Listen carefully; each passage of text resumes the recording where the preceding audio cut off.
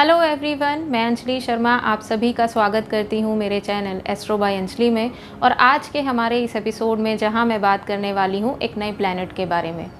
जिस तरह से चंद्रमा मन के कारक हैं, उसी तरह से ये ग्रह हमारी आत्मा के कारक हैं।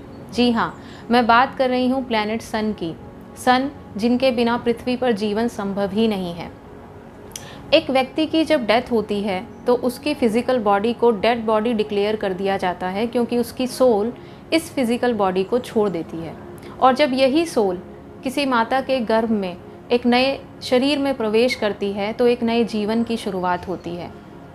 इतनी ही इम्पॉर्टेंस है सन की हमारी लाइफ में, क्योंकि सोल के बिना इस फिजिकल बॉडी में प्राण नहीं होते, जान नहीं होती। सूर्य के बिना पृथ्वी पर जीवन संभव नहीं है। सूर्य की इम्पॉर्टेंस की अगर बात करूं तो हम अपने जीवन में हर जगह सूर्य की इम्पॉर्टेंस फील कर सकते हैं, देख सकते हैं। सूर्य के बिना प्लांट्स में फोटोसिंथेसिस पॉसिबल नहीं है, यानी कि एग्रीकल्चर पॉसिबल नहीं है। अगर प्लांट्स अपना फूड प्रोसेस नहीं कर पाएंगे तो हमें ऑक्सीजन नहीं मिल पाएगा। अगर मैं बात करूं कि सन हमें इवेपोरेशन में हेल्प करता है। अगर इवेपोरेशन नहीं होगा तो बारिश नहीं हो पाएगी। अगर सनलाइट नहीं होगी तो हमारी बॉडी में विटामिन डी नहीं पहुंच पाएगा। वेस्टर्न एस्ट्रोलॉजी के अंदर सन को उतनी ही इम्पॉर्टेंस दी गई है जितनी कि वैदिक एस्ट्रोलॉजी में या भारतीय ज्योतिष में चंद्रमा को। जो भी आप न्यूज़पेपर में प्रिडिक्शंस देखते हैं, जैसे कि 21 मार्च टू 20 अप्रैल या 21 अप्रैल टू नेक्स्ट 21 में, ये प्रिडिक्शन सन साइन पर बेस्ड होती हैं। और वेस्टर्न एस्ट्रोलॉजी के अंदर सन साइन को बहुत ज़्यादा इम्पॉर्टेंस दी गई है। इसके अलावा अगर मैं मकर संक्रांति की बात करूं, जो कि हमारे देश में बहुत ही धूमधाम से सेलिब्रेट किया जाता है, तो वो भी सूर्य के कारण ही होता है। एवरी ईयर 14 जैन को सूर्य अपने पुत्र शनि देव की राशि मकर में प्रवेश करते हैं, जहां से उत्तरायण पक्ष की शुरुआत होती है। उत्तरायण को मीन्स वो 6 महीने जहाँ पर सूर्य मकर राशि से मिथुन राशि तक रहते हैं। और ये वो 6 महीने होते हैं जिन्हें बहुत ही ज़्यादा ऑस्पिशियस माना जाता है। इन 6 महीनों में आप जो भी पूजा करते हैं, दान करते हैं या कोई भी पवित्र कार्य करते हैं, उसकी बहुत ज़्यादा इम्पॉर्टेंस होती है।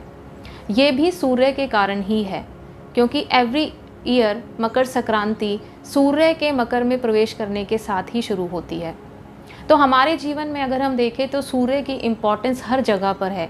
बिना सूर्य के हम अपने जीवन की कल्पना भी नहीं कर सकते। अब अगर मैं बात करूं कि सूर्य किस किस चीज़ के कारक है हमारी लाइफ में, तो वो है हमारे फादर। उनके साथ हमारे रिलेशंस कैसे हैं, गवर्नमेंट जॉब से मिलने वाले कोई भी फेवर, हायर पोस्ट। किसी भी गवर्नमेंट जॉब में जब हायर पोस्ट की बात करते हैं तो उसके लिए सूर्य का अच्छा होना ज़रूरी होता है।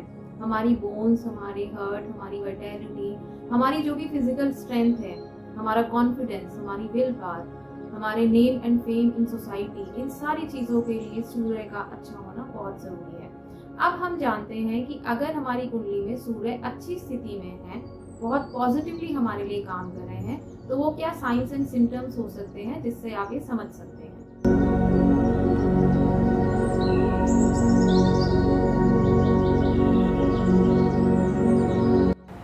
जिनकी कुंडली के अंदर सूर्य की स्थिति अच्छी होती है, ऐसे लोगों में कॉन्फिडेंस बहुत होता है, आत्मविश्वास की कमी नहीं होती, और इस वजह से वो दूसरों के सामने अपने पॉइंट ऑफ व्यूज़ बहुत अच्छे से रख पाते हैं।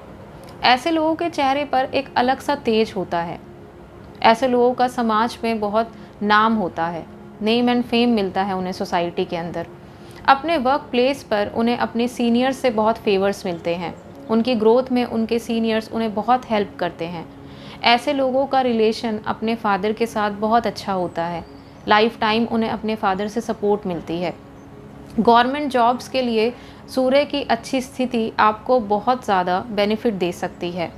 ऐसे लोगों के अंदर लीडरशिप क्वालिटी होती है, दूसरों को लीड करना उनके अंदर बहुत अच्छे से होता है। ऐसे लोगों में फिज़िकल स्ट्रेंथ होती है, उनकी वाइटैलिटी बहुत अच्छी होती है।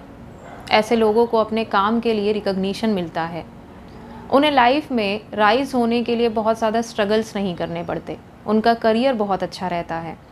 ये सारे वो साइंस हैं जहाँ पर हमें ये दिखता है कि सूर्य की स्थिति आपकी कुंडली में अच्छी है। अब हम ये जानते हैं कि अगर सूर्य कुंडली के अंदर कमज़ोर स्थिति में है तो क्या साइंस एंड सिम्टम्स हो सकते हैं।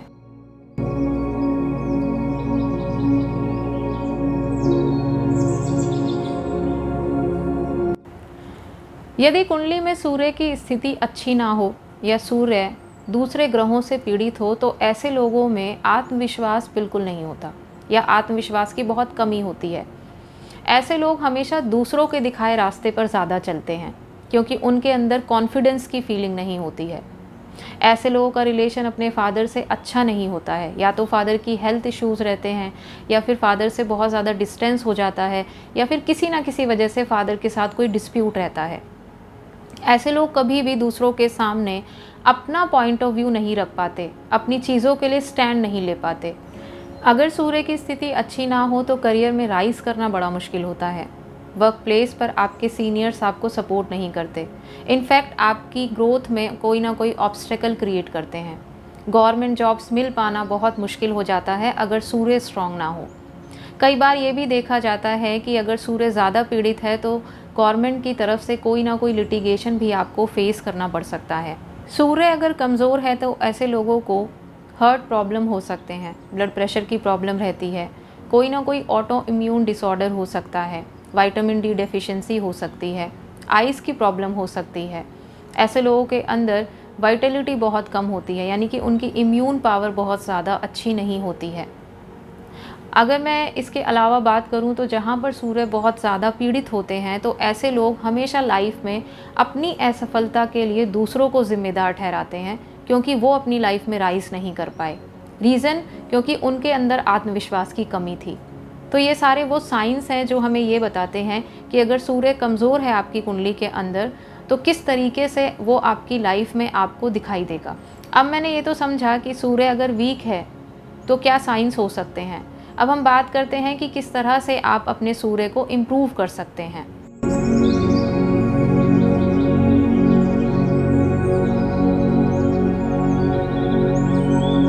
सूर्य को स्ट्रॉन्ग करने के लिए आप इन सिंपल टिप्स को फॉलो कर सकते हैं। ऑल्दो एक कुंडली में किसी भी उपाय के लिए ये जानना ज़रूरी होता है कि बाकी ग्रहों की क्या स्थिति है, लेकिन अगर आप इन सिंपल टिप्स को भी अडॉप्ट करते हैं तो आप अपने सूर्य को स्ट्रॉन्ग कर सकते हैं और इनका कोई भी साइड इफ़ेक्ट नहीं होता। सबसे पहले आप सूर्य नमस्कार ज़रूर करें। प्रतिदिन सुबह उठकर सूर्य नमस्कार करने से आपका सूर्य स्ट्रॉन्ग होता है। आप अपनी बॉडी में iron, vitamin D, protein, calcium, इन चीज़ों का ध्यान रखें।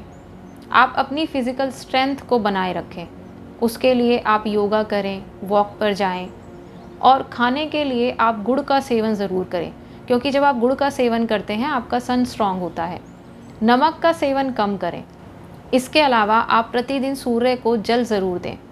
जल देने का जो सही समय है वो है सनराइज़ से लेकर 1 घंटे तक का समय। यदि आप इस समय जल देते हैं तो सूर्य आपको बेनिफिट देंगे।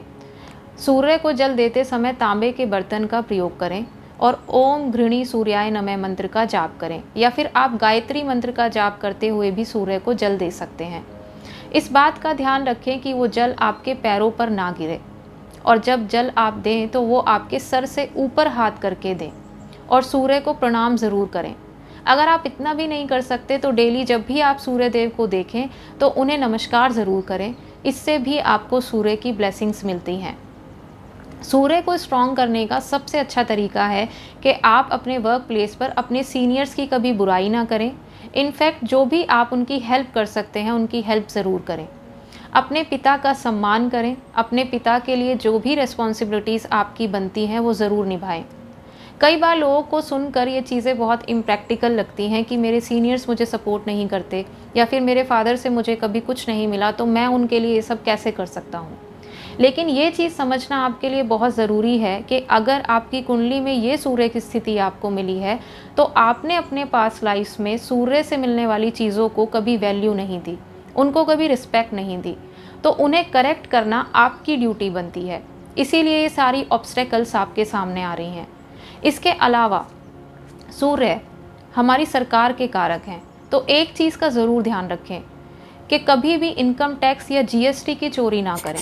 ज़्यादातर लोग अपने प्रॉफिट के लिए कई बार इनकम टैक्स पे नहीं करते हैं, जीएसटी पे नहीं करते हैं। जब भी आप ऐसा करते हैं आप अपने सूर्य को कमज़ोर करते हैं। इन चीज़ों का यदि आप ध्यान रखते हैं तो आपके सन को बहुत स्ट्रेंथ मिलती है। सूर्य के संदर्भ में बस एक ही बात कहूँगी कि जैसे पूरा सौर मंडल सूर्य पर आश्रित है, वैसे ही हमारा पूरा परिवार पिता पर आश्रित रहता है। हम जीवन में या समाज के सामने या दुनिया के सामने कोई भी निर्णय लेने की हिम्मत रखते हैं, कोई भी बड़ा फैसला लेने की हिम्मत रखते हैं, क्योंकि हमें ये एहसास होता है कि हमारे पिता हमारे पीछे खड़े हैं हमारी ढाल बनकर। हमारे पिता कभी हमसे नाराज़ होते हैं, निष्ठुर होते हैं, थोड़े से कठोर भी होते हैं, क्योंकि वो चाहते हैं कि हम एक बेहतर मनुष्य बने और उनके ना रहने पर भी हम अपने जीवन को अच्छे से चला पाएँ, ये चीज़ हमें सीखना ज़रूरी है। बस इसके लिए पिता हमारे साथ कभी कभी थोड़े से कठोर हो जाते हैं, लेकिन उनकी इस कठोरता के पीछे जो उनका प्यार छुपा है, आप उसे समझें, उसकी रिस्पेक्ट करें। जब आप ये करना शुरू करते हैं तो आप अपने सूर्य को बल देते हैं, आपका सूर्य स्ट्रांग होना शुरू होता है। और जाते जाते बस इतना ही कहूँगी कि स्वभाव में कठोरता बेशक बनाए रखें, मगर अपनी आत्मा की ज्योति को हमेशा जलाए रखें। So that's all for today's episode. Next episode में आप लोगों से मिलूँगी एक नए प्लैनेट के साथ और ढेर सारी बातों के साथ। तब तक के लिए be happy and be grateful for everything in your life. Thank you. God bless you all.